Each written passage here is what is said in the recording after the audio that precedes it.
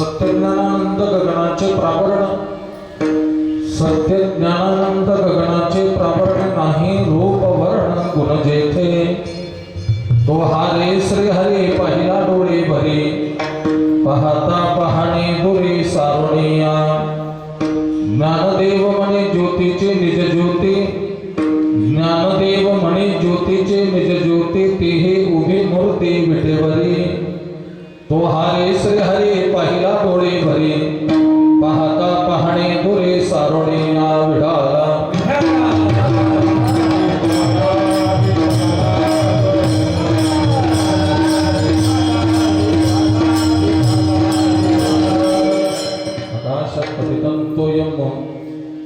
यथा गच्छति सागरं सर्वदेव नमस्कारं केशवं प्रतिगच्छति, वसुदेव सुतं देवं कंसचाणूरमर्दनं, देवकी परमानन्दं कृष्णं वन्दे जगद्गुरुं.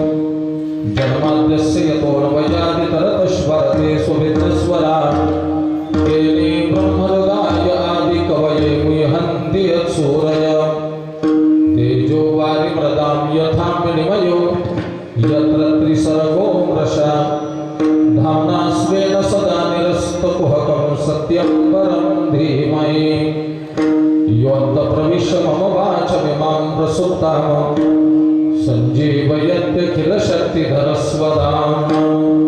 अन्यां च हस्तचरणश्रवणत्वगादीन् प्राणान् नमो भगवते पुरुषाय तुभ्यम्. पांडुरंगाकडून प्रथम नमन, दुसरे चरण संतांची, त्यांच्या कृपालाने कथेचा विस्तार. बाबाजी सद्गुरु दासोबा जयांचे केले स्मरण होय सकळ विद्यांचे अधिकरण, तेच बंधू चरण श्री गुरूंचे आता उभय आपले, सोफाडुनिया भले वरी पैसो पावले श्री गुरूंचे ते नमस्कारोनी आता साष्टांग हे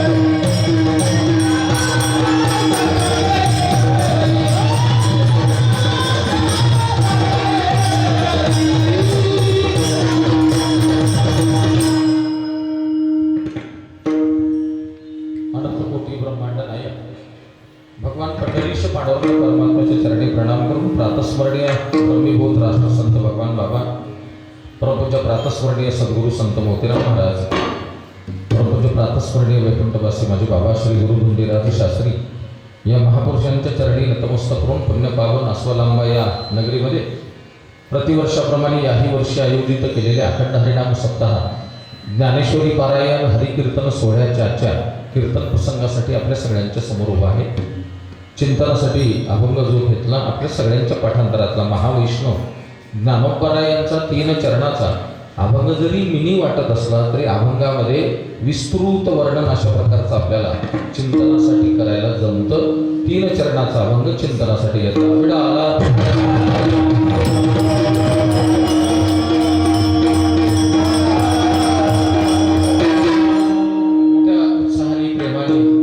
प्रमाणे याही वर्षी समस्त गावकरी मंडळी, गावातील सर्व लहान थोर मंडळी सगळ्यांच्या सहकार्यातून आयोजित केलेला, गावातील सर्व तरुण मंडळीच्या उत्साहाने आयोजित केलेला हा अखंड हरिनाम सप्ताह या वर्षी मला आमंत्रण दिलं, त्याबद्दल आपल्या सर्व गावकरी मंडळींचं, सर्व लहान थोर मंडळींचं मनापासून ऋण व्यक्त करतो. हे आमंत्रण परमस्नेही हरिभक्त प्राण बालाजी महाराज यांच्याकडनं मला मिळालं. व्यक्तिशः त्यांचेही ऋण व्यक्त करतो. आपल्या परिसरातील माझी सर्व अत्यंत जवळची आणि कित्येक कीर्तन सहकार्यासाठी नेहमी कीर्तन सेवेला हजर असणारी गुणीजन गायनाचार्य मंडळी, सगळ्यांची नाव घेत बसत नाही, सगळ्यांचे चरणी प्रणाम करतो. 2ही उत्कृष्ट गोड मृदंगाचार्य, माझा आवाज तुमच्यापर्यंत पोहोचती करणारी यंत्रणा, चालू असलेली रेकॉर्डिंग, श्रोते मंडळी, माता भगिनी, आपले सगळ्यांचे चरणी प्रणाम करतो. आजच्या अखंड हरिनाम सप्ताहातील आजच्या दिवसाचे जे अन्नदाते, मला छान वाटलं आल्या सांगितलं, सगळी सोयरी मंडळी आहे. म्हणजे हे कागळ वेगळं आहे, त्यामुळं त्याही सगळ्या अन्नदात्यांचे चरणी प्रणाम करतो, अभंगाचं चांगलं निरूपण करतो. मी नेहमी सांगतो, या गादीवर उभं राहिल्यावर मंडळींनो वेदशास्त्र पुराणाच्या बाहेरचं बोलायचं नाही. ही गादी त्याच्यासाठी नाही की काहीतरी इकडलं तिकडलं बोलण्यासाठी. त्यामुळं या गादीचं थोडंसं अशा प्रकारचं भान ठेवून आपल्यासमोर चिंतन करण्याचा प्रयत्न करतो. पद्मपुराण कीर्तन शब्दाची व्याख्या सांगता येईल ना, कीर्ता इति कीर्तना, न म्हणजे नाही. कीर्त शब्दाचा अर्थ बडबड असा होतो. इथं उभं राहिल्यानंतर बडबड करायची नाही. शुकदेव राजा परीक्षितला भागवत महापुराणाच्या 12 स्कंदामध्ये कीर्तनाचं श्रेष्ठत्व सांगतात. राजा कलेर दोष निधे राजन्ना अस्ति एको महान गुणा. राजा, कलियुग म्हणजे दोषाची खाण आहे, पण कलियुगाचा एक गुण मात्र मोठा आहे. कोणता गुण मोठा? तर कीर्तना देवकृष्णस्य मुक्त संग परम रजेत. राजा, कीर्तन म्हटलं की भगवंताची उपस्थिती आहे. तो मी वैकुंठी नसे, एक वेळ भानुबिंबीही न दिसे, वरी योगी यांच्याही मानसे उमरडो निजाय. परी तया पासे पांडवा मी हरवला दिवसावा, जेथे नाम घोष बरवा करती ते माझे विडाला.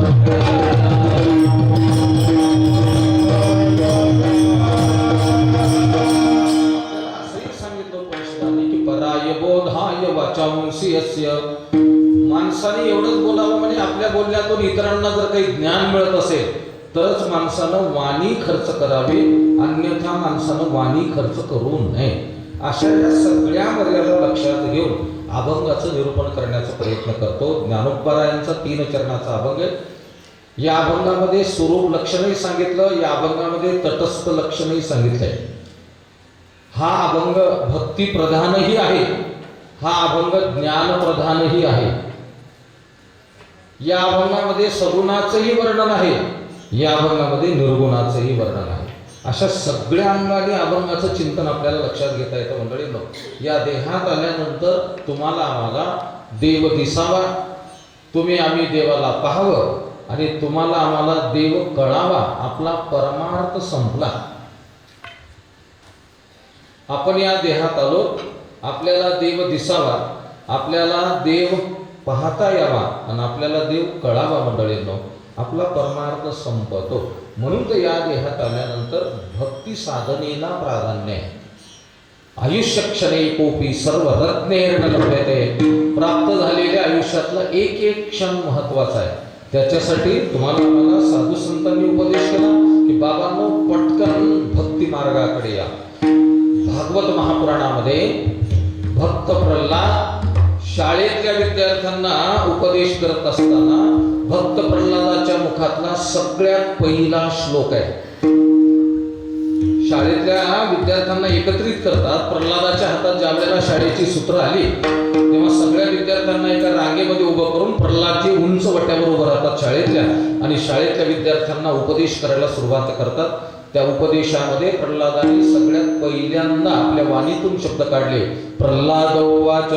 प्रल्हाद म्हणतात की हे विद्यार्थ्यांनो, कौमारी आचरत प्राज्ञो धर्मान् भागवतान्यः. हे विद्यार्थ्यांनो, कुमार वयामध्ये परमार्थाला लागा, विठाला.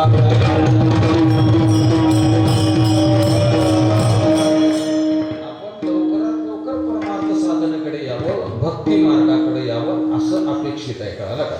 कौमारी आचरत प्राज्ञ. माता भगिनींनो, चलत चलत एक जबाबदारी टाकतो तुमच्यावर.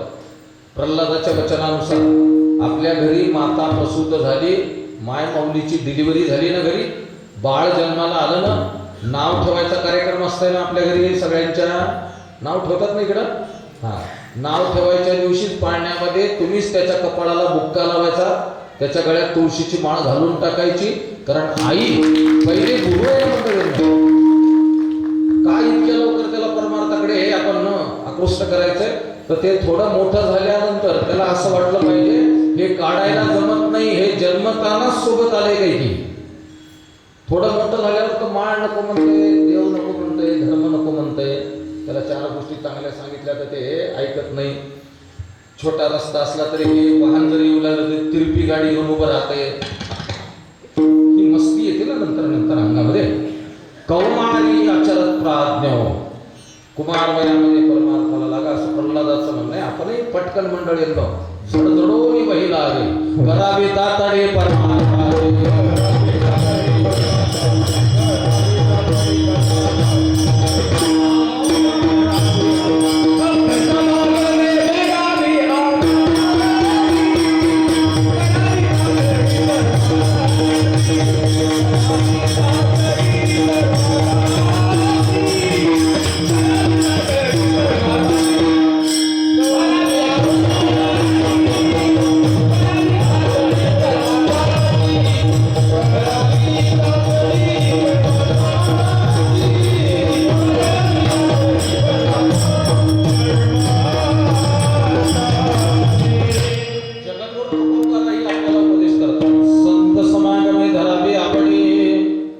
करावे तातडे परमार्थाची.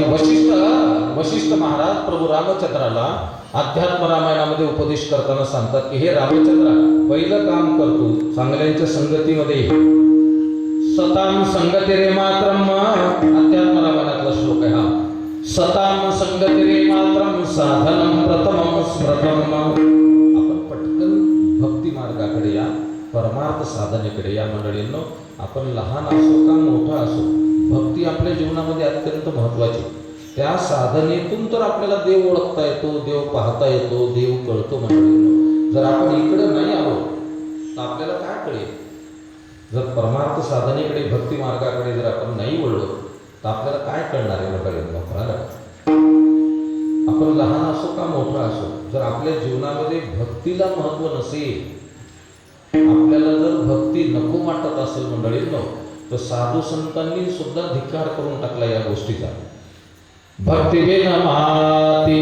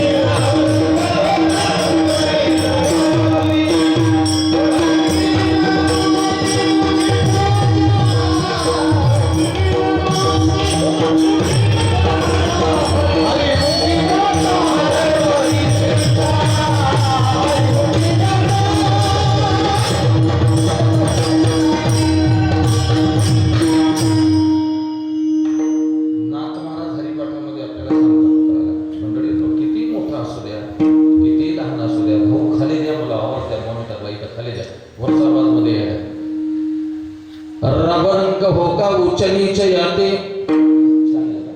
भक्तिवेन माती मुखी त्याच्या. आपलं चिंतन कशासाठी चालू आहे मंडळींनो? या देहात आल्यानंतर देव दिसावा आपल्याला, आपण देवाला पाहावं, आपल्याला देव कळावा, आपला परमार्थ संपतो. मग त्याच्यासाठी भक्ती मार्गाकडे यावं लागेल ना आपल्याला, भक्ती साधनेकडे यावं लागेल. आपण पटकन भक्ती मार्गाकडे या, म्हणजे आपल्याला तो देव कळेल, देव दिसेल, आपल्याला देव पाहता येईल. कळाला? या देहात आलेल्या जीवानी संतांचं एवढंच ऐकायचं आणि हे परमार्थ मार्गावर आरूढ व्हायचं. मंडळी, आपण परमार्थ अशा प्रकारचा चालू ठेवायचा. एक असा दिवस येतो आपल्या आयुष्यामध्ये, सगुण रूपी भगवंताचं आपल्याला लक्षात येते, सगुणालाही आपल्याला पाहता येते. सगुण तर दिसण्याचा विषय आहे, निर्गुण सुद्धा आपल्याला कळते, निर्गुणाला सुद्धा आपल्याला पाहता येते. पाहता येते या शब्दाचा असा अर्थ घ्या की आपल्याला ते कळतंय. ज्ञानोबा आहे तुमच्या आमच्या समोर या अभंगामध्ये पहिल्यांदा निर्गुणाचं वर्णन करतात. अभंगाच्या पहिल्या चरणावर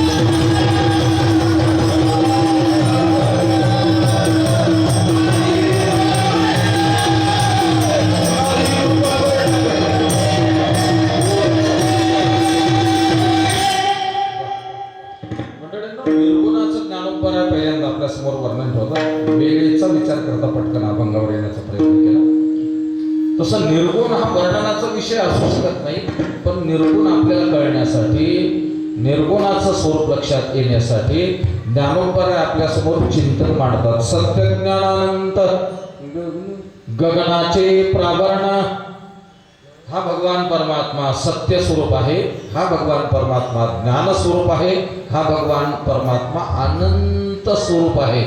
द च्या ऐवजी त येते, त विडा आला विडा.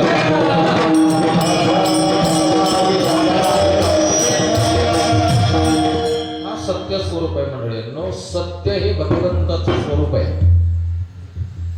सत्य हे भगवंताचं स्वरूप आहे. भागवत महापुराणानं, भागवत महापुराण जिथून लिहायला प्रारंभ केला व्यासाने, नीट आहे का एक वाक्य.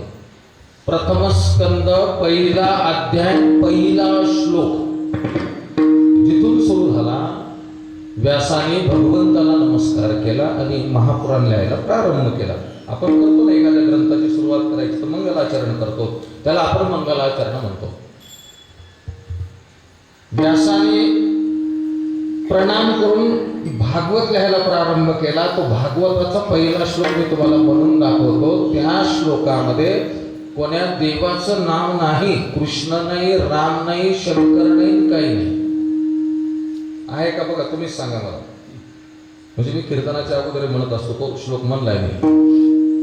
जन्माद्यस्य, नीट आहे का आता, जन्माद्यस्य यतोऽन्वयादितरत स्वार्थे स्वभिज्ञस्वराट् तेने ब्रह्महृदाय आदि कवये मुह्यन्ति यत्सूरय तेजो वारिमृतां यथा विनिमयो यत्र त्रिसर्गो मृषा धाम्ना स्वेन सदा निरस्तकुहकं सत्यं परं धीमहि. राम नावाला मध्ये आता म्हणलेल्या श्लोकात कृष्ण हे जे भाऊ, हे जे म्हणतात की नाही, आमच्यासारखी काही कथा सांगणारी माणसं असतात, म्हणतात ना कृष्णाय वयं नमः, ते भागवत महात्म्याचा पहिला श्लोक आहे. विडा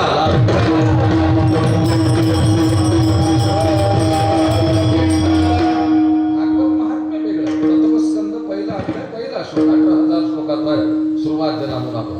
भागवताचे जे 12 स्कंद आहेत त्यातला पहिला स्कंद पहिला अध्याय पहिला श्लोक. म्हणजे आत्ताचा जो श्लोक म्हटला आपण ऐकला, त्याच्यामध्ये कुठंतरी देवाचं नाव आहे का? राम, कृष्ण, शंकर काही नाही मंडळी. जन्माद्यस्य यतोऽन्वयादितरत स्वार्थे. जन्म हा अध्याय म्हणजे तुम्ही आम्ही कोणाला नमस्कार केला व्यासाने, तुम्ही आम्ही जन्माला येण्याच्या अगोदर जो कोणता देव आहे, कळले आपण, याचा अर्थ सृष्टीची उत्पत्ती होण्याच्या अगोदर जो कोणता देव आहे तो कसा आहे, त्यानं काय केलं तर तेने ब्रह्महृदाय आदि कवये, त्या देवाने ब्रह्मदेवाला ज्ञान दिलं जगत निर्माण करण्याचं, त्याच देवाने दिलं. जो कोणता आहे आणखी काय केलं, तेजो वारिमृतां यथा विनिमयो, त्यास्त देवाने सूर्यनारायणाला तेज दिलं.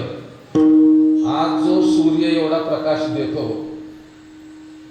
ज्ञानोबा काय म्हणले अमृतानुभव ग्रंथामध्ये, सूर्यनारायणाकडे काही फॅक्टरी आहे का म्हणले, की 1000-2000 त्याच्याकडे कामगार आहेत, रोज तेजाचं प्रोडक्शन करायला, तेज निर्माण करायला, प्रकाशन मग लोकांना वितरित करायला, असं काही नाही ना मंडळी. अमृतानुभव ग्रंथातली भूमी बघा बरं. परिमहेशे सूर्याहते दिधली तेजाची सुते, तया भासांतरवर्ती जगची केले मोठी गोड उभी आहे. माऊलीची कल्पना काय माहिती का, त्याच देवानी सूर्यनारायणाला म्हणे तेजाचं गाठोड दिले. गाठोड शब्द माहिती आहे ना, मग सूर्यनारायणाने ते गाठोड बँकेच्या लॉकर्स मध्ये ठेवलंय, आणि बँकेच्या लॉकर्स मधून सूर्यनारायण रोज थोडं थोडं तेज काढतो म्हणे ऋषिकेश महाराज, वृक्षराज महाराज, आणि हे सगळ्या जगाला देतो. किती सुंदर कल्पना. त्याच देवाने सूर्यनारायणाला तेज दिलं. हे जगत निर्माण करण्याच्या अगोदर जो देव कोणता आहे त्यांनी ब्रह्मदेवाला ज्ञान दिलं, मातीला सुगंध त्याच्यामुळे. असा जो तो देव आहे त्याला तुम्हाला काय म्हणायचं ते म्हणा.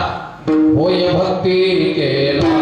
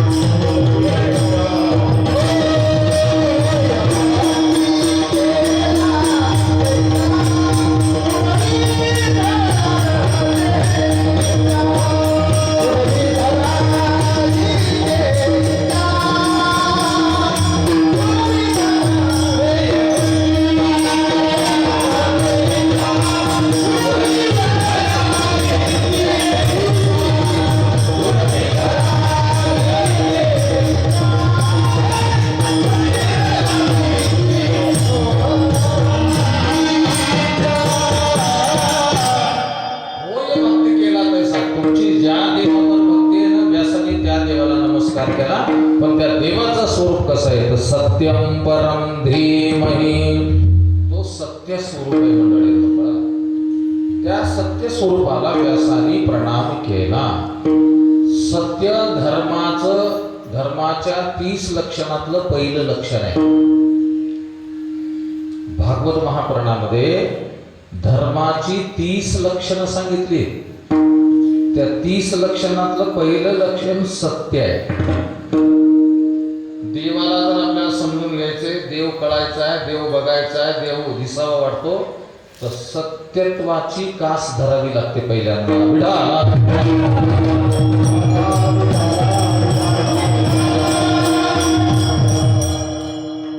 नेमकं आपल्याला पहिल्यांदाच आडकाठी येते. आपल्याला खरं म्हणलं की डोकं उठते. व्यवहारात असो का परमार्थात असो.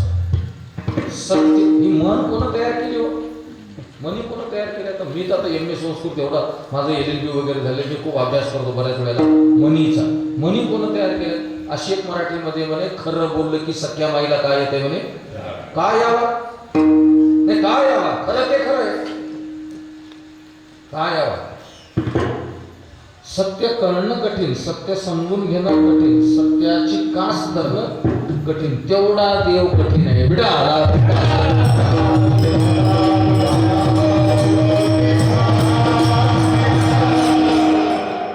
संत महात्म्यांनी तेच तर केलं पहिल्यांदा. सत्यत्वाची कास धरली. ऐसा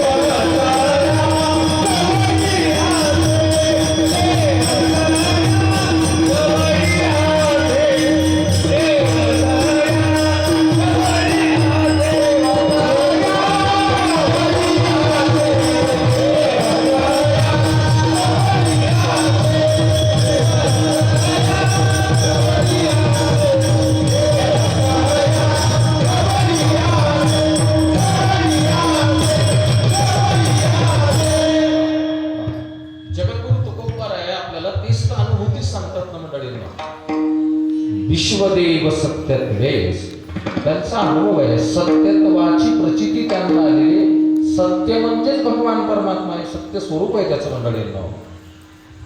या विश्वामध्ये सगळे पदार्थ असत्य आहेत, खोटे. इथं एकच पदार्थ सत्य. सत्य तू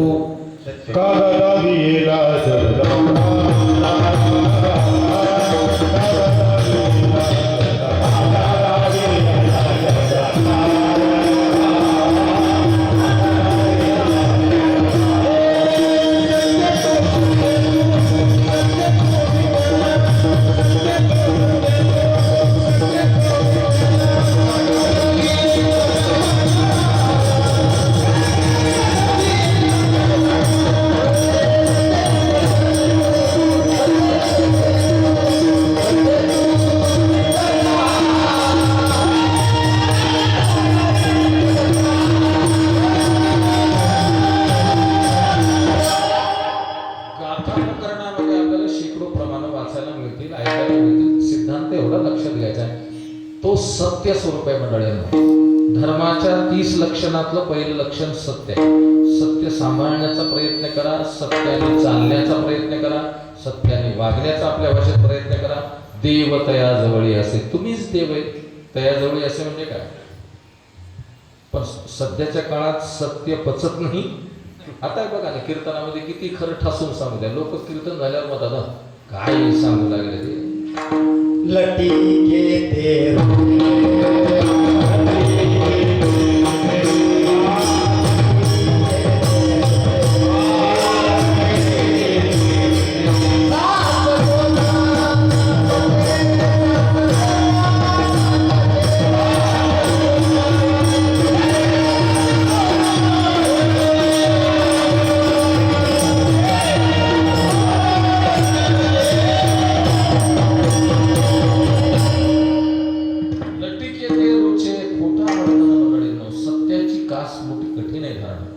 नीट विषय समजून घ्या. काय नाही, परमार्थ परमार्थ देव म्हणजे काय फार असा कुठून काही आणणार आहे येणार आहे का आणि आणायचं आहे का कुठून आपल्यासारख्याला. जिथं सत्य आहे ना तिथं देव आहे मंडळी. मग संपला विषय. तुम्ही संसारामध्ये सत्यत्वाने संसार करा, भगवान परमात्मा प्राप्त होतो तिकडे. कोण म्हणलं संसारात होत नाही देऊन प्राप्त. परमार्थात खोटं वागल्यापेक्षा संसारात खऱ्याने वागलेलं बरं आहे ना. भाषाकडे लबाडपणा आला, सगळा असत्यपणा आला, खोटेपणा आला परमार्थातून. आपण आपलं फिरवीत राहतो परमार्थ. एकच गोष्ट आहे मंडळींनो, सत्याची कास धरा, संपला विषय. त्याचं स्वरूपच सत्य आहे. मी पुन्हा पुन्हा सांगतो. दुसरा एक मुद्दा लक्षात आणून देतो. धर्माचे 4 पाय, त्या 4 पायामधला फक्त एकच पाय सत्य टेकलेला आहे म्हणे, ते म्हणजे सत्य. बाकी धर्माचे 3 पाय काय झालेले, लंगडे. एकच पाय टेकलेला आहे सत्य. हा सुद्धा धर्माचा पाय. सांभाळून बघा तुम्ही, 24 तास सत्य सांभाळून बघा किती त्रास होते बघा. तितका देव कळायला दिसायला भेटायला अवघड आहे. 24 तास. मी नांदेडला वकिली करत होतो सुरुवातीचा जुना काळ. पालम आलो. आमच्याकडे चातुर्मास्य भागवत आहे आमच्या संस्थांमध्ये, घराण्यामध्ये. आमचं एकमेव घराणे असं, आम्हाला चातुर्मास्य बाहेर करायला जमत नाही कुठं दुसरीकडे जाऊन इकडे तिकडे. पालममध्ये मठामध्ये 4 महिने कथा आहे, कित्येक शेकडो वर्षापासून. लेकराला जरी झोपेतून उठून एखाद्या श्लोकावर बोला म्हणलं भागवताच्या तरी ते बोलते सर. मग ते घरी बाबांचं वगैरे ऐकून आम्ही आपलं कधीतरी एखाद्याच घरी असल्यावर ऐकायला येते ना, ते जुन्या काळात सांगेल. मग ते पालमला मी आलो नांदेडून, सुट्ट्या होत्या कोर्टाला. आणि घरी माझ्या मिसेसला म्हणलं की बाबा मला 24 तास खरं बोलायचे. नाहीतरी बाबा अगोदरच मला म्हणायचे मोठे महाराज आमचे, एक तर वकिली तरी कर म्हणायचे, नाहीतर एक तर देवदेव तरी कर. कारण दोन्ही धंदे 2 टोकाचे. बरोबर आहे का? त्याला अनुरूप असावं ना थोडं. म्हणजे तिकडं म्हणजे कसं थोडा तो वेगळा विषय समजा तिकडला वकिलीच्या क्षेत्रातला. इकडं म्हणजे सत्य तू सत्य तू सत्य तू. इकडं म्हणजे खरंच आहे ना सगळं. आता खरंच वागायचे बोलायचे. ते असं काहीतरी डोक्यात बसलेलं. मी म्हटलं बा 24 तास मला माझ्या मिसेसला म्हटलं मला खरं बोलायचे. घरी येतात मी 2-4 दिवस आहे तर मग ते 24 तासच खरं बोलायचं. तर त्याची फिल्डिंग लावावी लागली अगोदर. आदल्या दिवशी फिल्डिंग म्हणजे काय, तिला घरच्याला सांगावं लागलं माझ्याकडे 40 रुपये. खरंच 40 रुपये होते माझ्याजवळ, म्हणजे नव्हते जास्त. बरी घरी काही सामान आणायचं नाही, सगळं आणलेलं किराणा सगळं. पण ती काही खरेदी करायची नाही, काही नाही. मग ते उद्यापासून मला सकाळी सूर्योदयापासून झोपेतून उठलं की खरं बोलायचं. म्हणलं 24 तास माझ्याजवळ जास्त कोणी गप्पा मारू नका, मला त्रास देऊ नका, माझं मला उभं राहू द्या निवांत. असं लावले ते फिल्डिंग. मग दुसऱ्या दिवशी सकाळी उठलं, काय स्नान संध्या वगैरे आमचं झालं ते झालं. 10:30 वाजता जेवण केलं. मी बाहेर सुद्धा गेलो नाही मित्रांमध्ये गप्पा मारायला.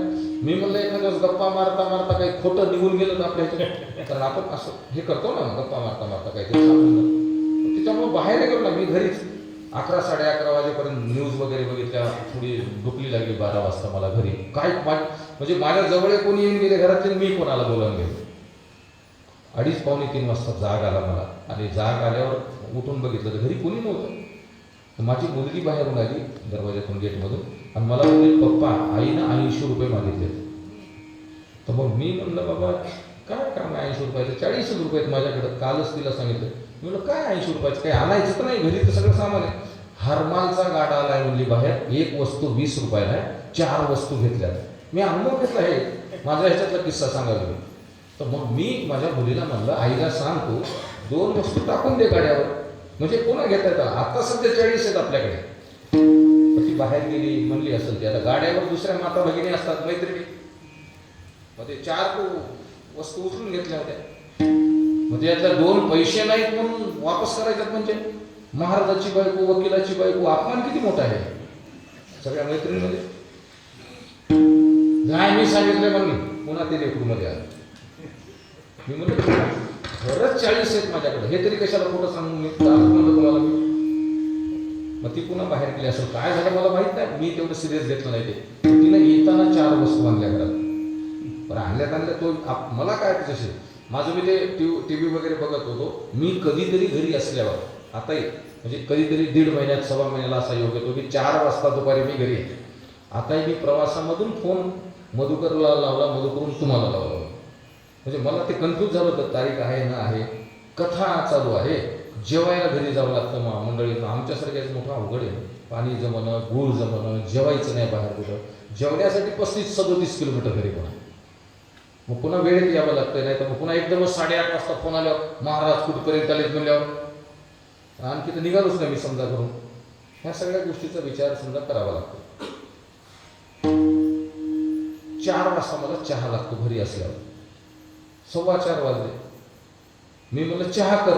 किचन मधून उत्तर आलो, मांजरानं दूध पेलंय. तरी मला कळालं नाही काही. मी म्हणलं पेला असेल, दरवाजा वगैरे उघडा वगैरे असते एखाद्या मांजराला समजा.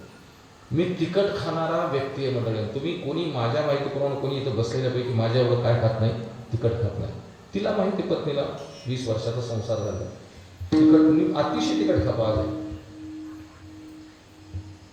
आता मला वाटलं रात्री खमून काही मसाला खिचडी हे ते होईल ना का घरी.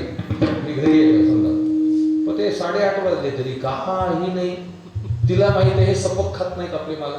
रात्रीचं जे वरव्याचं दूध, वरवा माहिती आहे ना दूधवाल्याचं, रात्रीचं जे वरव्याचं दूध आलेलं आहे. मी 8:30 वाजता विचारल्यावर त्या म्हणजे काही करायचं नाही, दूध आणि पोळी खा. मग त्यांनाही माहिती आहे मी साधं खात नाही. कळालं का. मी म्हणलं मला जेवायचं नाही. दृष्टांत संपला. मी रात्री पडल्या पडल्या विचार केला, 24 तासच जर आपल्याला खरं सांभाळायचंय, खरं बोलायचंय, सत्य वागायचंय, तर एक टाइमचा चहा मिळाला नाही, रात्रीचं जेवण मिळालं नाही. कळली. नुसतं 24 तासच खरं सांभाळायचंय. तर राष्ट्रसंत भगवान बाबा, माधव बाबा, विठ्ठल प्रसाद महाराज, आमचे धुंदा महाराज, शंकर महाराज, रंगनाथ गुरुजी आमचे, किंबहुना आदिपूर्ण या सगळ्या संत पुरुषांनी आयुष्यभर सत्यत्वाची कास धरली होती, खऱ्याची कास धरली होती. किती त्रास झाला असेल आयुष्यात.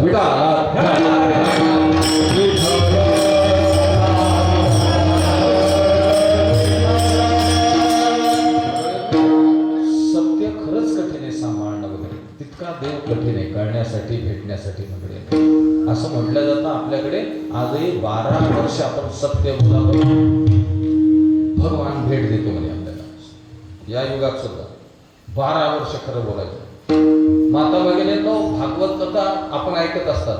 त्यामध्ये ती गोकर्ण कथा आहे ना, त्या गोकर्ण कथेमध्ये सुद्धा ते जे संन्यासी महाराज आत्मदेवाला जे फळ देतात की नाही धुंदुलीला खाण्यासाठी, ते फळ दिल्यानंतर आत्मदेवाला 5 गोष्टी सांगतात. कोणत्या. आत्मदेवा हे फळ तुझ्या पत्नीला खायला दे आणि या 5 गोष्टी सांभाळायला सांग. त्या 5 गोष्टीमध्ये सगळ्यात पहिलं काय आहे, म्हणजे संतती चांगली जन्माला येईल असं संन्यासी महाराज सांगतात आत्मदेवाला. संन्यासी उवाच. बघा श्लोक कसा आहे, ते श्लोक कसा आहे बघा. सत्यम, पहिल्यांदाच आलं बघा. सत्यम शौचम दया दानम एक भुक्तम तु भोजनम. हे आत्मदेवा हे फळ तुझ्या पत्नीला खायला दे आणि तिला सांग सत्यम, खरं बोलायचं, खरं वागायचं. शौचम, पावित्र्याने हे वागायचं. दया, दया दाखवायची प्राणी मात्रावर. दानम, दान धर्म करायचा. आणि एक भुक्तम तु भोजनम, रोज एकदा जेवण करायचं. पुत्रो अति निर्मला, संतती चांगली जन्माला येते.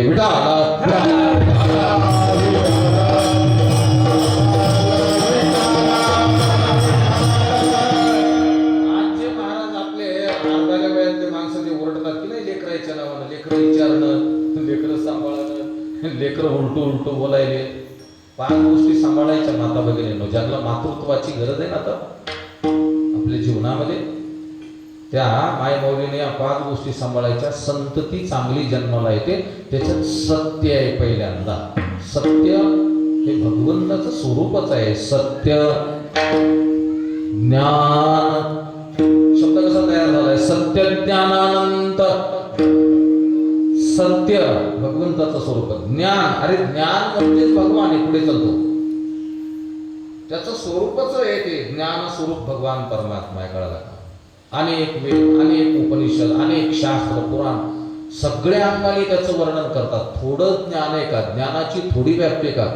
जे अगाध ज्ञान आहे ना, ज्ञानम परम गुह्यम मे चतुश्लोकी भागवत, तेवढा तो गुह्य करण्यासाठी या जीवाकडे मग त्याच्या प्राप्तीचं ज्ञान असावं. माणूस सध्या ज्ञानी का अज्ञानी आहे? बसवपतीच्या पेक्षा सोपं. माणूस गुणी आहे का अवगुणी आहे? आपण उत्तर देतच नाही. तुकाराम महाराजांना विचार, महाराज काय सांगतात? आपण गुणी आहेत का अवगुणी आहेत? आपण अवगुणी आहेत मंडळी आहेत. कळालं का? हे मानवा पाप असतो सर्वदा. अवगुण आहे याचा अर्थ असा आहे की आपल्याकडे ज्ञान नाही कोण्या गोष्टीचं. अपराधी आहोत आपण, अनाथ अपराधी, पतित आगळा. अपराधी म्हणजे आपण अवगुणी आहोत. आपल्याला त्याच्या प्राप्तीचं ज्ञान नाही म्हणून तर असा बघा ओबी सगळ्यांना पाठ पण स्ट्रेस केलेलं आहे की ज्ञान पैगा बरवे. कोणतेही ज्ञान असं म्हणले का माऊली? कोणतेही ज्ञान पैगा बरवे तरी मनी अति हाणावे असं नाही. ते स्ट्रेस केलं. या जीवाला त्याच्या प्राप्तीचं त्याच्या स्वरूपाचं जे ज्ञान असणं गरजेचं आहे ते नाही मंडळी. म्हणून ते जर आपल्याकडे असेल तर बघायचं काम नाही. ज्ञानाच्या बाबतीमध्ये आपण खूप मागे, आपण अवगुणी आहे. आपण परमार्थ वेगळ्या अंगाने करतो, खरा परमार्थ वेगळा. अवगुण नाही तर काय? हे ठरविणं अवगुण नाही तर काय? भाषा कळायची माझी? कळाली ना? हे तारीख देताना मी ठरवणं हे अवगुण आहे का गुण आहे? नाही, तुमचं तुम्ही ठरवाय. काय आमच्यासारखे आहे? आम्हाला गरजच नाही. बोलू नये म्हणून आम्ही सांगतो. आम्हाला बोलवत जाऊ नये लोकांनी. खूप पहिलंच आहे आमचाच परमार्थ खूप आहे. आम्हाला सुधरण तितक्यातून थोडा वेळ मिळतो का समाजाला सांगायला, तेवढा वेळ देण्याचा प्रयत्न आहे. कळायले का बोलणं? माणूस अवगुणी आहे. मी असो का कोणी असो, हे मानव पकडत असतो सर्वदा. बघा तुम्हाला आपल्याला भक्तीचं स्वरूप कळाले का? बघा योग्य ज्ञान नाही या जीवाकडे. मोकळं बोलायला मी कोणत्या वेदांतातल्या प्रक्रिया नाही सांगत. मला सांगा तुम्ही 10 दिवस 5 दिवस 7 दिवस आपल्या घरच्या देवपाटावरची देवपारशी केले,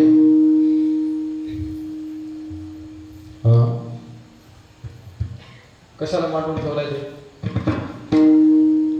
कशाला घरी मांडून ठेवलाय? आणि दुसऱ्या गोष्टी सांगतो माणूस. 15 दिवस इकडं सेवेला गेलो, 10 दिवस तिकडे गेलो नाही. अरे घरचे देव 10 दिवस कृपामध्ये कोंडून चाललास, बरोबर?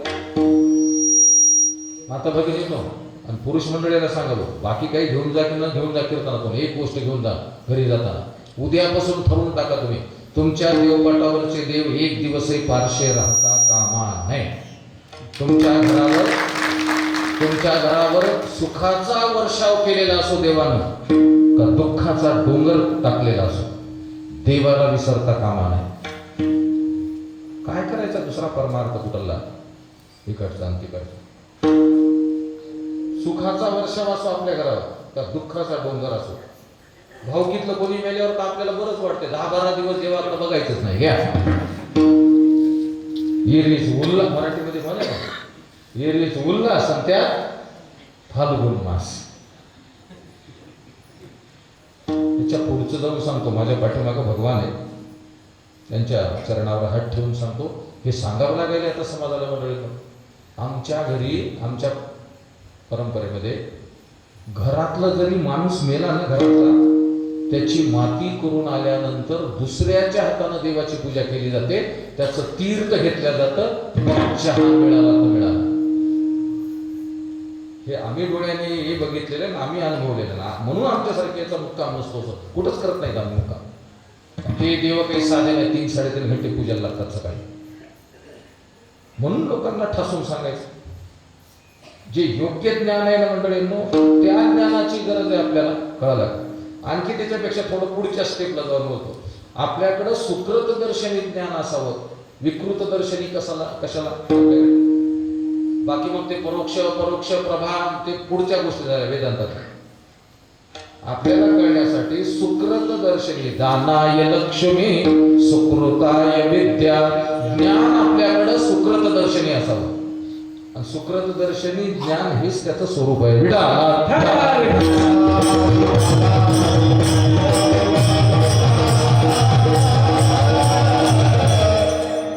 विकृत दर्शनी ज्ञानाचा कशाला आपण स्वीकार करायचा? आपलं त्याच्यामध्ये भलं नाही. मग हे विषय समजून सांगताना बाबा आमचे एक उदाहरण द्यायचे चलत चलत. सुकृत दर्शनी विकृत दर्शनी. नीट आहे. विंचू चढवायचा आहे मंत्र आहे. विंचू मला कोणताच येत नाही बरं का, नाही तर तुम्हाला वाटायचं. विंचू चढवायचा आहे मंत्र आहे आणि विंचू उतरायचा सुद्धा काय मंत्र आहे. दोन्ही विद्याच आहेत की दोन्ही ज्ञानच आहे. ज्ञानच आहे ना ते दोन्ही सुद्धा. आपल्याकडे कोणतं असावं? चढवायचं. अरे आपल्याकडे उतरायचं ज्ञान असावं, ते मंत्र असावं. आपल्याला चढवायचं काय करावं? सुकृत दर्शनी ज्ञान असलं पाहिजे. त्याचं स्वरूप आहे म्हणजे तो सत्य स्वरूप आहे. चला जाऊ द्या. तो ज्ञान स्वरूप आहे आणि तो आनंद स्वरूप आहे. आता आनंद हे जे आहे ना, हे नाम विशेषणामध्ये बसतंय आणि क्रिया विशेषणामध्ये बसतंय. थोडं ग्रॅमॅटिकली जर बघितलं आपण, अनंत हा शब्द जो आहे ना, तो नाम विशेषणामध्ये बसतो. बहु आहे करुणा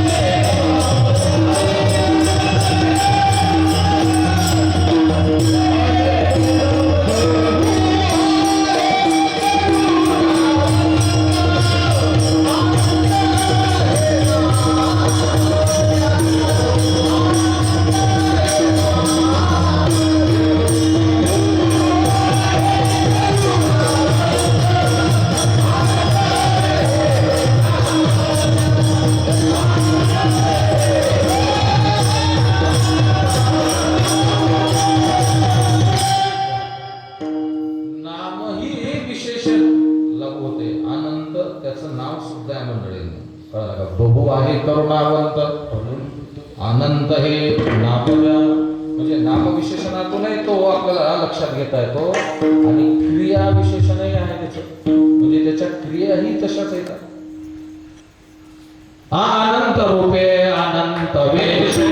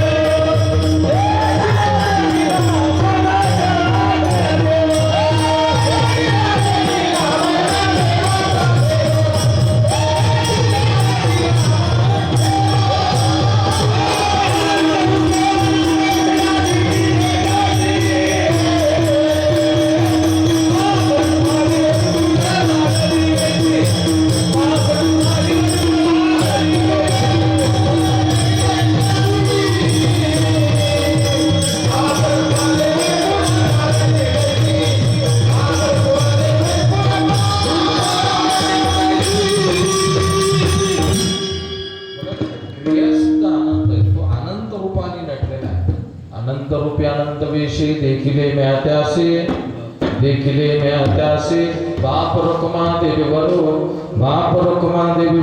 कोण बांधळे. तो अनंत रूपाने नटलेला आहे म्हणजे तो क्रियाही करतो तशात अनंत रूपाने. नावही त्याचं अनंत आहे, क्रियाही त्याच्या काय मंडळींनो अनंत आहे. अनंत असा व्याप्त शब्द आहे. रंगनाथ गुरुजी परभणीकर विचारायचे, वेदांताचार्य वारकरी संप्रदायातील थोर संत वैकुंठवासी ब्रह्मीभूत. तुम्ही मला या प्रश्नाचं उत्तर द्या सगळे. म्हणजे अनंत शब्द समजून सांगेल. जगात देव आहे की नाही?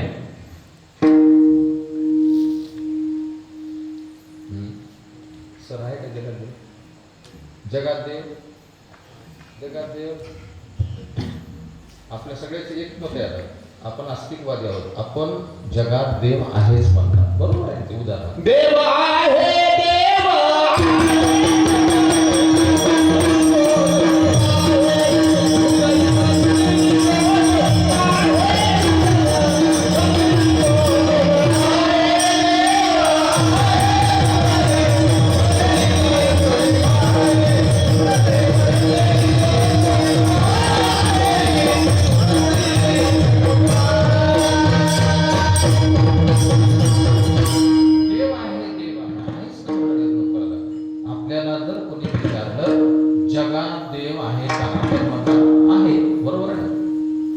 हे उत्तर लक्षात ठेवा.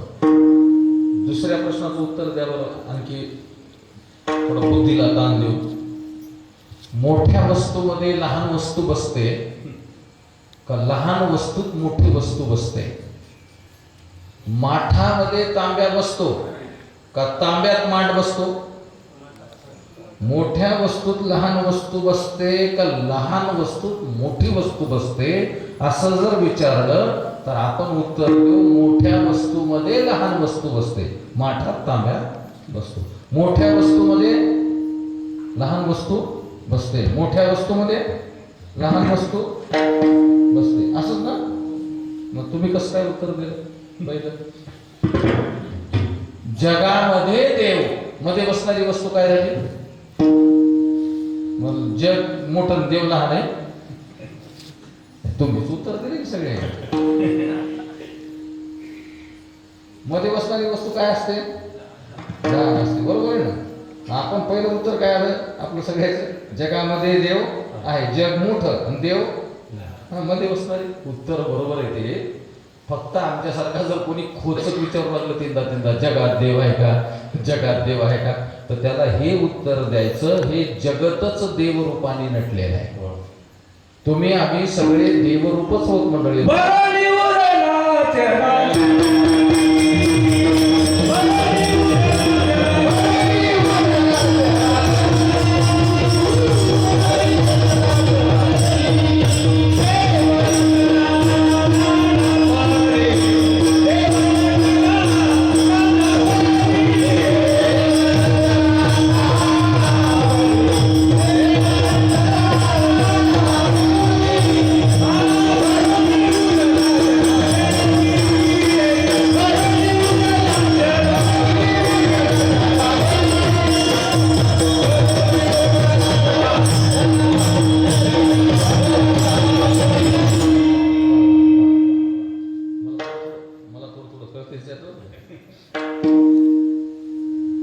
आमच्याकडे कसं आहे, आमचे महाराज घराणं असल्यामुळं आमचे बाबा काय म्हणायचे, एखाद्या वर्षी बाहेरगावचे भजनी नाही आले किंवा एखादे महाराजच नाही आले, तर आमच्या घरी परंपरेतले 3 सप्ते आहेत घरी, परंपरेने चालत आले. मग ते काय म्हणायचे, मला घरी सगळे बाळू महाराज म्हणतात, बाळू बाळू. ते म्हणायचे बाळू महाराज मृदंग वाजवतात, आमचे मोठे भाऊ म्हणजे दुसरा मुलगा टाळ घेते, मी कीर्तन करतो. कोणी जरी नाही आलं तर आमचा सप्ताह काय होत नाही म्हणायचे, दुखत नाही, अडचण येत नाही. थोडंफार येते मला ते त्याच्यातलं कळते, जास्त कळत नाही पण थोडंफार कळतं. चला जाऊ दे.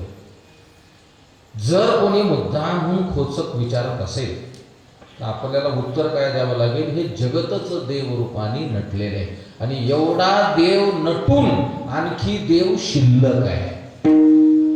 म्हणून एवढा प्रभू भावे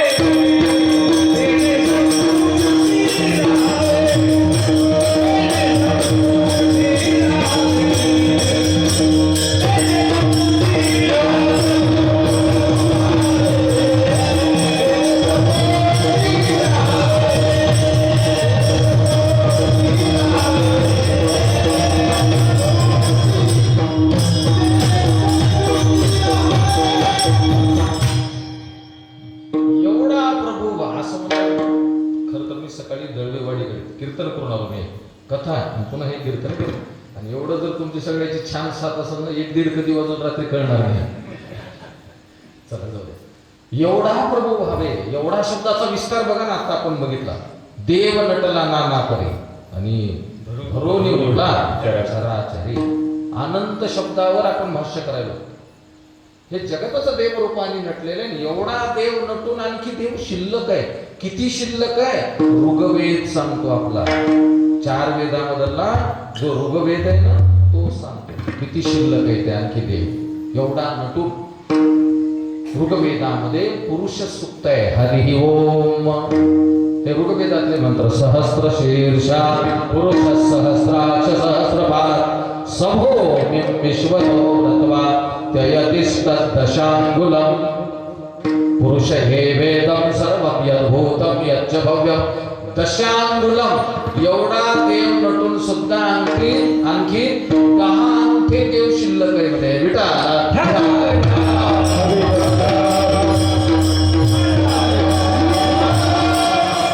पुरुषे असा तो अनंत स्वरूप आहे मंडळी. ज्या आपण त्याचा अर्थ साधा करतो ना नेहमी, ज्याचा अंत लागत नाही असा तो अनंत आहे. बरोबर आहे का? अनंत याचा विस्तार आता आपण बघितला किती मोठा आहे, त्याचं काही मोजमाप नाही. गगनाचे प्रावरण, गगन म्हणजे आभाळ, आकाश, प्रावरण म्हणजे वस्त्र. एक माणूस दुकानामध्ये गेला परळीला, कपड्याच्या दुकानामध्ये जाऊन म्हणला म्हणे दुकानदाराला की हे आभाळाला थंडी वाजायची आणि त्याला पांघरायला शाल पाहिजे. किती मोठी काढवलं, किती त्याचं काही मोजमाप, काय मोजमाप करता येईल. आमचे बाबा म्हणायचे एक माणूस टेलर कडे गेला आणि त्याला विचारलं म्हणे आभाळाला कपडे शिवायचे, चड्डी शिवायची, कापड किती मीटर लागते. काय सांगता येईल मला सांगा, त्याचं काही गणित काढता येणार आहे का? तसं आनंदाचं काही गणित नाही. गगनाची प्रावरण, सत्यज्ञानांत गगनाचे प्रावरण, हे जे सत्य स्वरूप आहे निर्गुणाचं वर्णन करताना, ज्ञान स्वरूप आहे, आनंद स्वरूप आहे, त्याला कोणता नाही रूप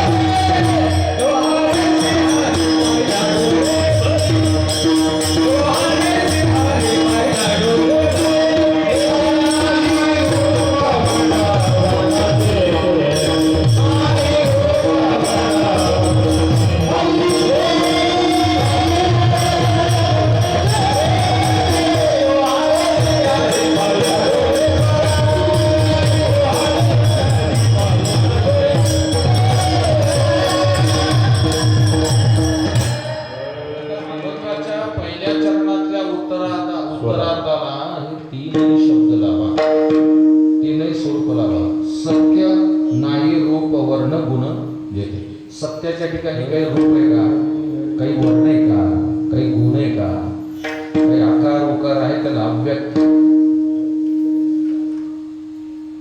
काही आहे. जे पांढरा असते ते सत्य असते आणि जे हिरवा असते ते सत्य नसते, असं काही आहे का?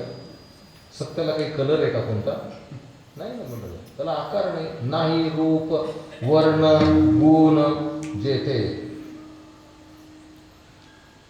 ज्ञानाचं कसं लावायचं? नाही रूप वर्ण गुण. ज्ञान असे का जे चौकोनी असते ते ज्ञान असते आणि जे त्रिकोणी असते ते ज्ञान नसते, असं थोडं.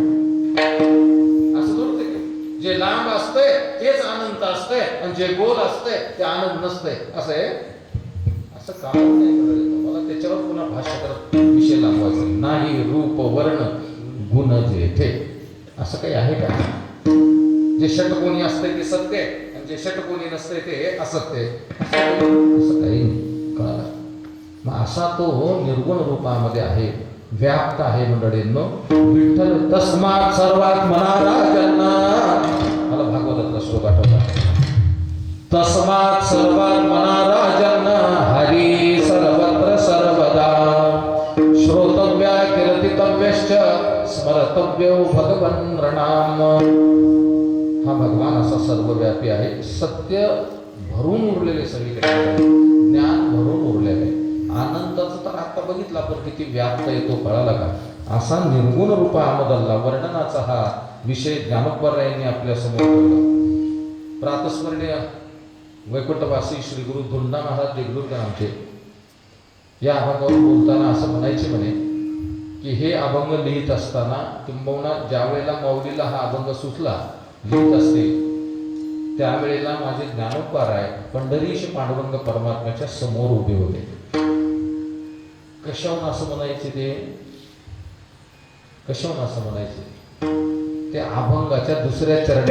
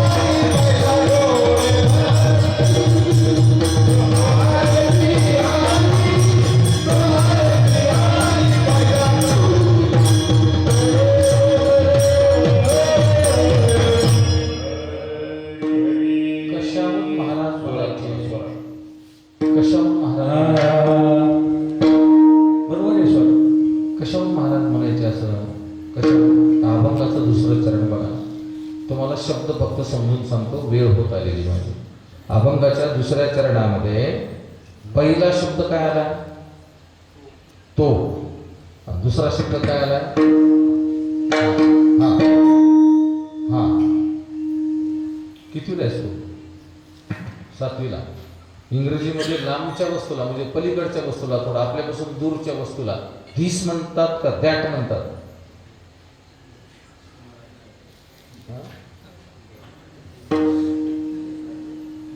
साध आहे ना.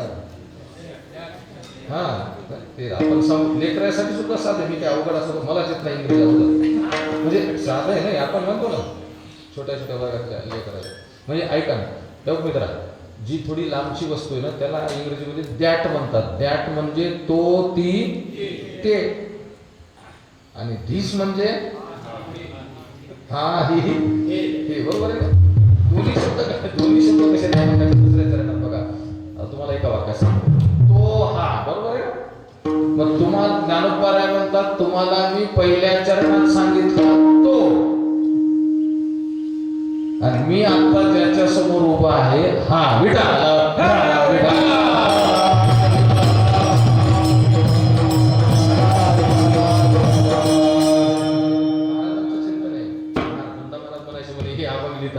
ज्ञानोबा पांडुरंग परमात्म्याच्या समोर आहेत कदाचित. कशामुळं? तर दोन्ही शब्दाचा विचार जर केला, पहिल्या चरणात सांगितलेला तो सत्यज्ञानानंद गगनाचे प्रवरण तो, आणि मी आता ज्याच्या समोर उभा आहे हा श्री हरी. पुढे शब्द काय आला आता? सगुणाचं वर्णन सुरू झालं दुसऱ्या चरणामध्ये. पहिल्या चरणात निर्गुणाचं वर्णन आहे, दुसऱ्या चरणात सगुणाचं वर्णन आहे. तो हा रे श्री हरी. मी ज्या देवाच्या समोर उभा आहे ना, जवळच्या वस्तूला हा म्हणतात. मग हा जो देव आहे ना हा म्हणजे श्री हरी. कळाला का? पाहिला डोळे भरे. ज्ञानोबा राय म्हणतात की मी देवाला डोळे भरून बघितलं. आपला विषय सुरुवातीला मी हे प्रारंभ आपल्या या विषयाने सुरू केला होता की या देहात आल्यानंतर जीवानी देवाला पाहावं, देव दिसावा, देव कळावा. संपला विषय आपला. परमात्मा संपला. कीर्तन संपत गेला. ज्ञानोबा रायांनी देव पाहिला, ज्ञानोबा रायांना देव दिसला, त्यांना देव कळाला. स्वतः ते सांगतात, तो हा रे श्री हरी पाहिला डोळे भरे. मी डोळे भरून बघितलं. काय? सत्य डोळे भरून बघितलं, ज्ञान डोळे भरून बघितलं, आनंद डोळे भरून बघितलं. जे जे दृष्टी दिसे ते ते याला अनंत डोळे भरून बघणं म्हणतात. सत्य डोळे भरून बघावं लागतं आपल्याला. खरंय ना? उघड्या डोळ्यांनी बघावं लागतं. उघडा डोळे बघा. बरोबर आहे ना? हा, खरं बघता आलं पाहिजे मंडळींना. हल्ली आता खोट्यावर जास्त नजर जाते, त्याला काय करावं तो विषय वेगळा. म्हणजे ज्ञानोबा असतात. मी हे डोळे भरून बघितले, सगळं कळालं का? तो हरी श्री हरी तेव्हा सगुणाला तर डोळ्यात सांगता येते. हा काही फार मोठा विषय आपल्याला चिंतनामध्ये घ्यायचा नाही. सगुण जे आहे ना साठवता येते ना आपल्याला डोळ्यामध्ये. चरणापासून त्याला आपल्याला निहाळता येते, बघता येते. किती देव सुंदर आहे सगुणाचं वर्णन करताना. विडा आला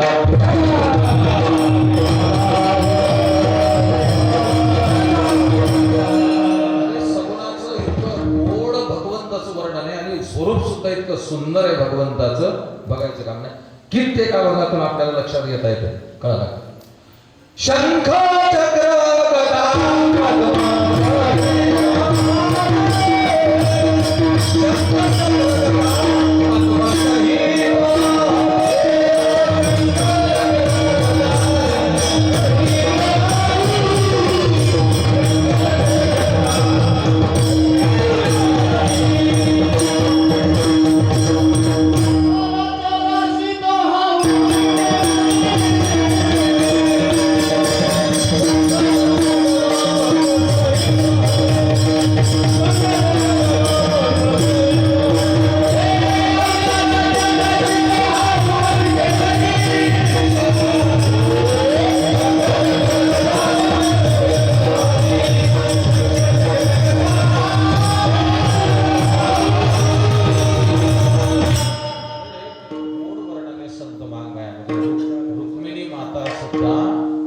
रुक्मिणी माता भगवान श्रीकृष्ण परमात्म्याला जे पत्र लिहितात की नाही आई साहेब, त्या पत्रामध्ये पहिल्या श्लोकाच्या 3ऱ्या ओळीमध्ये भगवंताच्या रूपाचं वर्णन केलं आई साहेबांनी, सगुण रूपाचं.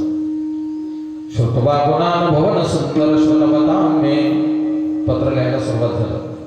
निर्विश्य कर्ण विवरे हरिपुण्यतापम 3री ओळ रूपम दृशामिता अखिलातलाभम. देवा काय सुंदर रूप आहे तुझं. तुझं रूप बघितलं ना अखिलार्थ लाभ प्राप्त होता. कोटी ब्रह्महत्या मोख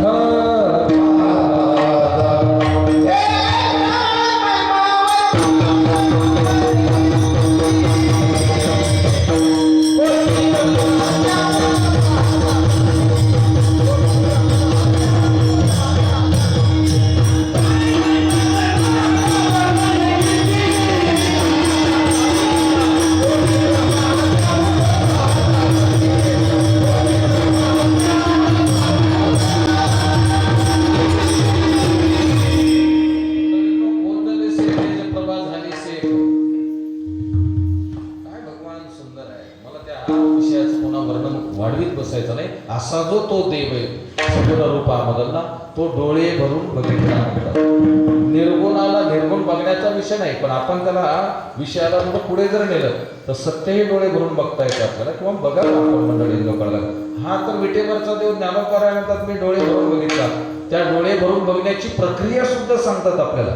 पाहता पाहणे दोरे सारोने. आता सोपं सांगतो, या दृष्टीला जे आता दिसते, आपण जे पाहतोत ना हे जे पाहणं आहे ना आपलं, त्याला थोडं बाजूला सारा म्हणजे ज्ञानोबा आहे, पलीकडे तो आहे. किती सोपं आहे. पाहता पाहणे दुरी सारोने. आपल्याला जे त्याला पाहायचंय त्याच्यामध्ये जी दुरी अंतर आहे, हे जे दिसतंय ना त्याला बाजूला सारा. हे जे दिसतंय ना त्याला प्रतिभासिक सत्ता म्हणतात. नीट आहे का? 2 मिनिटाला. आणि याच्या पलीकडची जी सत्ता आहे म्हणजे देव आहे पलीकडे, त्याला ईश सत्ता म्हणतात. आता आपल्याला जे दिसतंय ना याला प्रतिभासिक सत्ता म्हणतात. याला बाजूला सरावं लागेल आपल्याला, आणि याच्या पलीकडची सत्ता बघावी लागेल, ईश सत्ता. तिथं देव आहे. पण आपण हेच बघत राहतो डोळे भरून, हेच डोळे भरून बघत राहतो. बरोबर आहे. याला बाजूला सरावं लागेल आणि याच्या पलीकडचं बघावं लागेल. याच्या पलीकडची सत्ता काही लोकांना मान्य नाही, काही जणांना मान्य नाही. लोक म्हणतात मग देव कुठे, कशाचा देव आला, कसंच काय, असं तसं म्हणतात मला. पण पलीकडच्या सत्तेचा या सत्तेवर प्रभाव आहे मंडळी. म्हणून हे खरं दिसतं आपल्याला. खोटा पदार्थ खरा का दिसतो? हे खोटं आहे सगळं, हे नाश पावणार आहे, दिसणार आहे. ते खरं का भासते आपल्याला? त्याच्यावर खऱ्याचा प्रभाव आहे. पलीकडच्या सत्तेचा प्रभाव आहे, म्हणून ते खरं दिसतंय, ती वस्तू खरी दिसते. तुम्ही माना अगर न माना, पण पलीकडच्या सत्तेचा प्रभाव आहे याच्यावर, या दिसणाऱ्या सगळ्या पदार्थावर. आमचे बाबा हे सिद्धांत थोडा कठीण आहे ना वेदांतातला, मग ते समजून सांगण्यासाठी सोपं उदाहरण द्यायचे. माता वगैरे ना झालं एक 5 मिनिट. आमचे बाबा मी कशामुळे सांगायलो, पलीकडची सत्ता आहे ना त्याचा प्रभाव आहे याच्यावर. तुम्ही माना अगर न माना, काही जण मानत नाहीत ना. बाबा म्हणायचे कुटुंब होतं, त्या कुटुंबामध्ये मालक हे काय होते, कंजूस होते फार. महिन्याचा किराणा आणून दिला की तीनदा म्हणायचे म्हणे पत्नीला, हात वापर, कमी वापर, शेंगदाणे कमी टाक, तेल कमी टाक, महागाई खूप झाली आहे, महिन्याला किराणा खूप लागायला, असं ते सारखं म्हणत राहायचे. आता ती ऐकून कंटाळून गेली होती, नेहमी ते सुटून ना. मग तिने एकदा ठरवलं म्हणे, माता भगिनींनो, एका महिन्यात नवऱ्याला सामानच भरू द्यायचं नाही, किराणा आपणच भरायचं. म्हणजे माणसाचं ऐकून तर घ्यावं लागणार नाही, तीनदा जे ऐकून घ्यायचं ते तर घ्यावं लागणार नाही. तिनं महिना निवडला म्हणजे संक्रांतीचा, त्या मायमौली. का तर संक्रांतीला कसं आहे, वाण देतात ना, वाणा. सौभाग्यवती स्त्री, सौभाग्यवती बाईला कुंकू लावून चहाची चाळणी, साबणाचे खोकडे, शांपूच्या पुड्या, पुण्य नाही एवढा मोठा माता भगिनी सण. सौभाग्यवती स्त्रीनं सौभाग्यवती स्त्रीला कुंकू लावून काही आहे. तिनं ठरवलं सकाळी 8ला जे हळदी कुंकाला निघायचंय, रात्री 8ला घरी 2 थैल्या भरून आणायच्या रोज वाणाच्या. पाऊंडच्या डब्यापासून, पाऊंडचे डबे सुद्धा यायचे, सगळ्याच यायचे. वंटीची पुढे घरी आली की तांदळाच्या डब्यात टाकायची. आणि ते सण काय 1-2 दिवसाचा नाही, काही नाही, महिन्याचा सण. किराणा भरल्यावर झालं ना ते, साबणापासून सगळं, पॉन्डचे डबे हे ते सगळं रोज आणलेलं तिने डब्यात साठवायचं. आणि ती छोटी संक्रांत झाल्यावर मालकाला म्हणली, या महिन्यामध्ये तुम्ही माझ्या पाठीमागे सारखं टुंग लावायचं नाही, कमी टाक, कमी वापर, कमी वार, कमी टाक, हे कमी टाक. सकाळी 8 वाजल्यापासून संध्याकाळी 8 वाजेपर्यंत म्हणली, रोज जेवण नाही, पाणी नाही, चहा नाही, एकही घर सोडलं नाही म्हणजे हळदी कुंकाचं, माझं मी कमवून आणलेलं सगळं. असं ती म्हणजे मालक हुशार होते. मालकाने चांगली भागवत कथा ऐकली होती, कीर्तन ऐकलं होतं चांगलं. त्यांच्या डोक्यात ही सिद्धांत बसला होता की पलीकडच्या सत्तेचा या सत्तेवर प्रभाव आहे. मालक म्हणले, तुला एक विचारू का म्हणले. त्या काकू म्हटल्या, म्हणजे विचारा. मालकाने एकच विचारलं म्हणे, हे जे सगळं तुला मिळालंय ना म्हणले, म्हणे हे तरी कोणामुळे मिळालंय. कळालं का? मोठी 8 वाजता जाऊ लागली सकाळी. तू मान आगर ना मान म्हणले, याच्यावर सुद्धा माझा अधिकार आहे बेटा.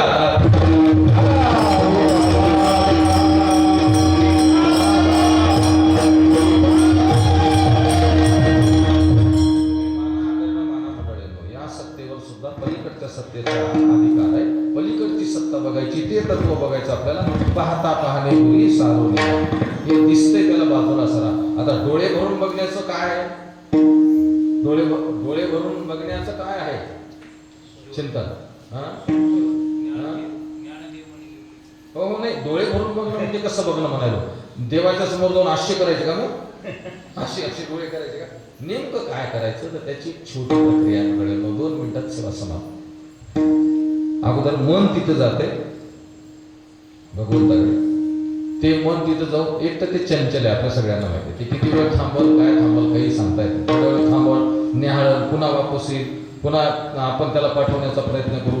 आपला हा प्रयत्न विधेय, आपला हा प्रयत्न काय असावा, चालू असावा म्हणे की मन जास्तीत जास्त तिथं थांबावं जाऊन आपलं. सुरुवातीला कठीण आहे, पण ते हळूहळू जाणं येणं करत राहील वगैरे वगैरे वगैरे.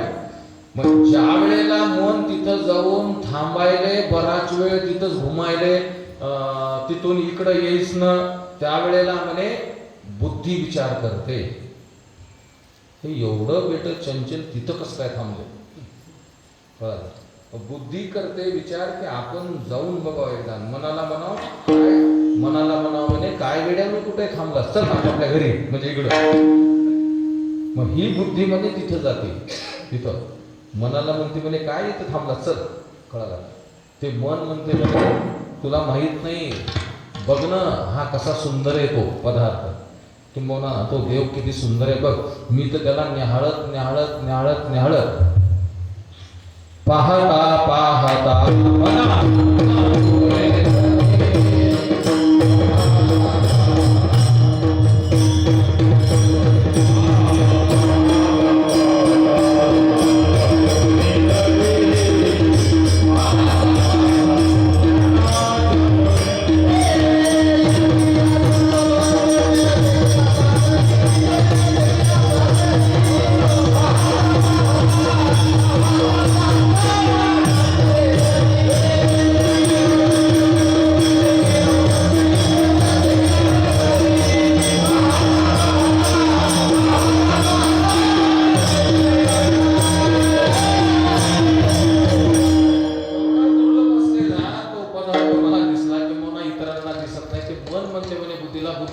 तूही थांब इथंच माझ्यासोबत, दोघ जण इथंच थांबू.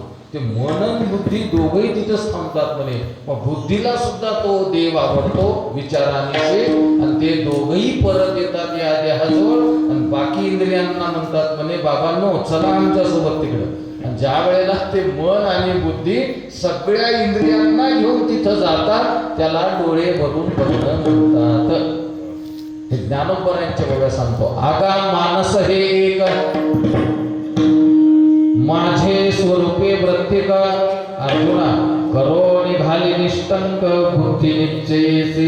नुसतं मन नको, काय करायचं नुसतं मन, बुद्धीचा निश्चय करून दोघा जणांनी युती करून बाकीच्या घटक मेंबरांना तिकडं आणणे. बाकी कळाले का? हा, दोघांनी युती करून बाकीच्या घटक पक्षांना तिकडे आणणे. समजा हे बाकीचे जे इंद्रिय आहेत त्यांना देवाकडे नेलं. हे सगळे इंद्रिय ज्या वेळेला देवाकडे जातात मन बुद्धी सहित, तेव्हा आपण ते तत्व डोळे भरून बघू शकतो. असा जो तो डोळे भरून बघण्याचा सगुण रूपातला देव विटेवर आहे ना मंडळींनो, तोच देव आत हरी बाहेर हरी, हरीने तोच आतही आहे तोच बाहेर आहे. जो आत आहे, जे तत्व आत आहे तेच विटेवर आहे. विटेवरी ब्रह्म दिसे जनबे चालू जनी त्याला पाहत असे. जे आत आहे तेच बाहेर आहे, जे बाहेर आहे तेच विटेवर आहे, आणि जे विटेवर आहे बाहेर आहे तेच आत आहे. तेही उभे मोर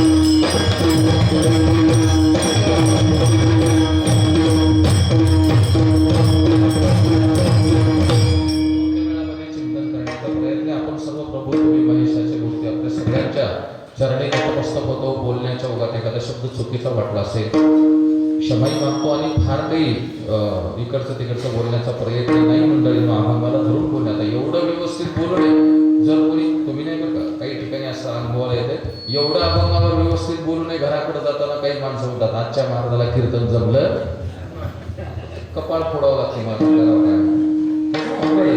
लोकांनी सगळी व्याख्याच बदलून टाकली. बरं असं नाही, तसं बोलता येत नाही का आमच्यासारख्याला काही?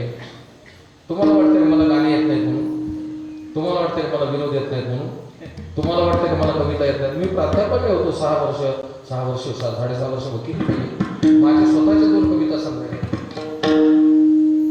2 पुस्तकाचे लिखाण चालू आहे आता धावपळीमध्ये उपनिषदाच्या चिंतनातले.